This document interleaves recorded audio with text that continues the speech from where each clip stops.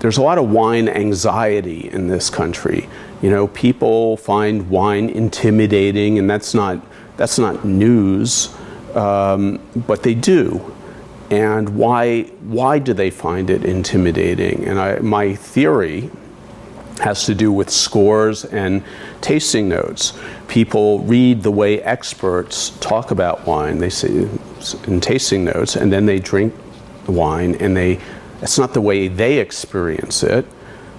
So they think there's something wrong with them. They don't have the right equipment. They don't have the capability to understand wine. And then they look at scores, and you know, at least in years past, the bigger, more powerful, fruitier wines would get higher scores, and the leaner, fresher wines wouldn't. And this is really a stylistic judgment more than anything else by the critics then.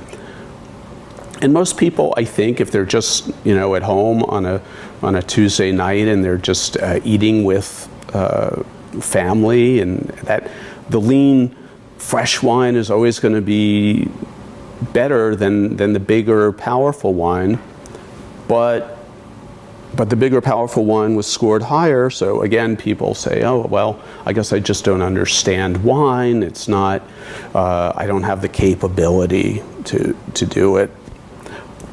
And they kind of throw up their hands. And so I want to be able to speak to people and encourage them to enjoy wine for themselves, not to think about how wine is supposed to taste, but to taste it for themselves and not worry about there being right answers or wrong answers. And I want them to understand that there's no such thing as the best wine. And you know, the 100-point scale, which puts everything on a single universal scale, is extremely misleading, because wine it has to be understood in context. You can't have a single best wine, but you can have a good wine for the occasion, the best wine for the occasion.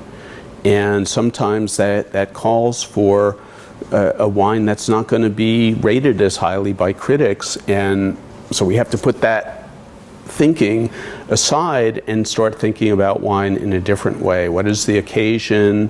Who am I with? What is the food? What's a good wine for this moment?